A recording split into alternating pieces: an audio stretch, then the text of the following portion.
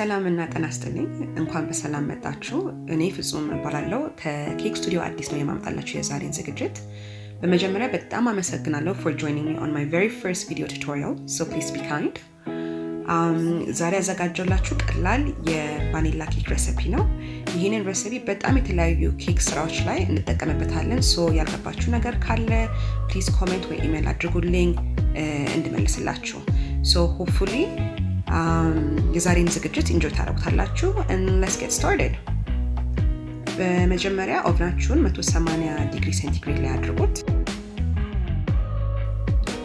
የሚያስፈልገን ኢንግሪዲየንት are የገበታ ቅቤ ስኳር እንቁላል ዱቄት ወተት ቫኒላ ፓውደር ወይም ቫኒላ ሊኩዊድ መጠቀም ትችላላችሁ ቤኪንግ ፓውደር እና ለቤኪንግ ፓውደር እና ቫኒላ ቲስፑን እንጠቀማለን የተለያዩ የኬክ ሚክሲንግ ሜተድስ አሉ for example በመጀመሪያ ስኳርና ቅቤ ቢት ስናደርግ ክሪሚንግ ሜተድ ይባላል ወይም ሁሉንም ስንቀላቅለን ባንድ ሚክስ ላይ ስናደርገው ኦል ኢን ዋን ሜተድ ይባላል ዛሬ እሱን ነው የምንጠቀመው ሶ መጀመሪያ 340 ግራም ወይም አንድ ከግማሽ ኩባያ ስኳር እና ቅቤ እንጨምራለን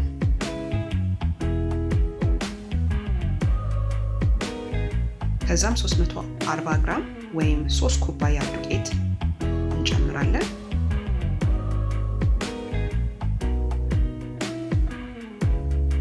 ቀጥለን 4 እንቁላል ክራክ አድርገን እንጨምራለን እዚህ ጋር ሜንሽን ማድረግ የምፈልገው ሚዛን ከሌላችሁ በኩባያ የቀየርኩላችሁን መጠኖች መጠቀም ትችላላችሁ ከመቀጠላችን በፊት ላሳያችሁ ምን እንደሚመስል ሁሉንም እየቀላቀልን ነው አሁን ቀጥለን 2 ቲስፑን ወይም 2 ሻይ ማንኪያ ቤኪንግ ፓውደር ነው የምንጨምረው ፕሊዝ ሜክ ሹር እዚህ ጋር በደንብ ሌቭል እንደምታደርጉት ምክንያቱም ቤኪንግ ፓውደራችሁ ከበዛ ኬኩን ያደርቅባችኋል በጣም ወይም ራይዝ አድርጎ ኮላፕስ እንዲያደርግ በጣም ቶሎ ያደርግባችኋል ኦቨን ውስጥ እሺ አሁን ቀጥለን ቫኒላ ፓውደር እንጨምራለን ይሄንንም 2 ቲስፑን ወይም 2 የሻይ ማንኪያ ነው የምንጨምረው በደንብ ሌቭል እያደረግን ከዛም በመጨረሻ 50 ml ወይም 1/5 ኩባያ ወተት ነው የምንጨምረው ከሌላችሁ ደግሞ የቡና ሲኒ ሙሉን አንድ ይበቃዋል so አሁን we're ready to mix የቤንች ሚክሰር ከሌላችሁ በሃንድ ሄልዱ መምታት ትችላላችሁ ወይም የሃንድ ሄልዱም ከሌላችሁ በሹካ በደንብ መምታት ይኖርባችኋል በርግጥ ግን ትንሽ ጊዜ እና ጉልበት ይፈጃል በሹካ መምታቱ አሁንኛ የምንፈልገው ምንድነው በደንብ ወደ 10 ደቂቃ መታችሁት በደንብ ፍላፊና ነጣ ያለ ላይት የሆነ ቴክስቸር ያለው ሊጥ እስከሚሆን ድረስ ነው የምንመታው ሊጡ እስከሚደርስልን ድረስ የመጋገሪያችን ፓኖች እናዘጋጃለን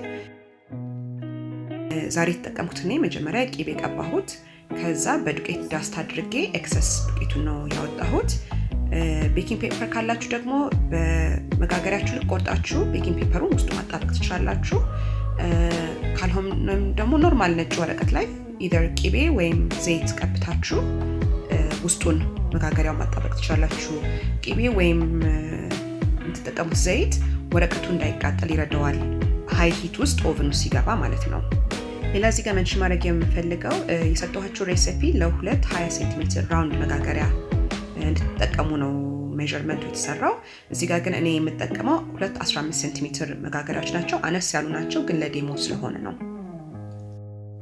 ሶ አሁን የኬክ ሚክሳችን ሬዲ ሲሆን ከሚክሰራችን ውስጥ እናወጣና በመጋገሪያችን እንጨምራለን ግን መጀመሪያ እንዴ ላሳያችሁ ቴክስቸሩና መልኩ ምን መምሰል እንዳለበት ሶ ነጣ ያለ ፍላፊ የሆነ ሚክስቸር ነው የሚሆነው ትንሽ ወፈር ያለ ነው ግን ቀጭን እንዳይሆንባችሁ ሶ በሁለቱ አሁን አከፋፍለን እንጨምራቸዋለን ግዴታ እኩል መምጣት የለበትም ስለዚህ don't worry እኩል ካልመጣ because በኋላ ሁለቱን ቀላቅለን ነው የምንጠቀመው አንድ ኬክ ለማውጣት ሶ በሁለቱ አካፍለን ስንጨርስ በትክክል ሌቭል ማድረግ ይኖርብናል።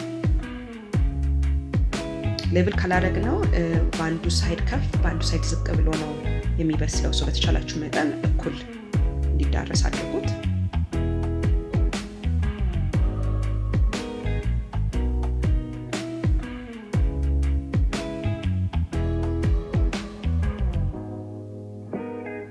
ጠርዙን ፓናችሁን በጣም እንዳይነካባችሁ፣ ምክንያቱም ቶሎ እሱ ይቃጠላል። ከተቃጠለ ኬኩ ወደ ላይ ብድግ ብሎ ሬዝ እንዲያደርግ ይከለክለዋል። ሶ ስጨርሱ ይሄን ይመስላል።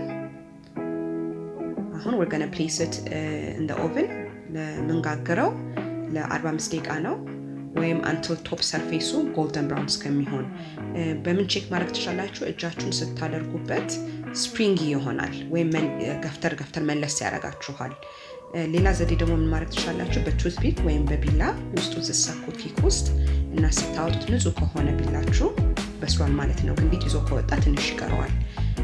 ሌላ ሜንሽን ማድረግ የምፈልገው ኬካችሁ በጣም ወደ ላይ ዶሚ ቢሆን ወይም በጣም ክራክ ካረገ ምንም ችግር የለውም፣ ዶንት ፓኒክ። ከኦቨን ይለያያልና አበሳሰሉ ትንሽ ለየት ሊል ይችላል።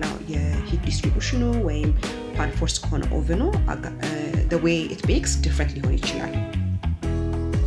ኬካችሁ ከትንሽ ከሚቀዘቅዝ ድረስ አታውጡት ከፓን ውስጥ፣ አለበለዚያ ቶሎ ካወጣችሁ ትኩስ እያለ ክራክ ያደርግባችኋል።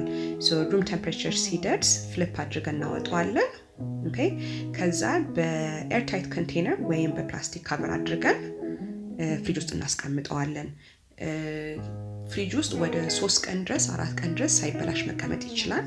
ፋት ኮንቴንቱ ሃይ ስለሆነ ሎንገር ሼልፍ ላይፍ አለው። መጠቀም ስትፈልጉ ከፍሪጅ አውጥታችሁ ስላይስ አድርጋችሁ ክሬም ማድረግ ትችላላችሁ። ሶ የቤዚክ ቫኒላ ኬካችን ይሄንን ይመስላል። አይ ሆፕ ኢንጆይ አድርጋችሁታል እና በጣም ከባድ አይደለም። ጥያቄ ካላችሁ ደግሞ ፕሊዝ ፍሪ ጠይቁኝ። ከኔ ጋር ስለቆያችሁ በጣም አመሰግናለሁ።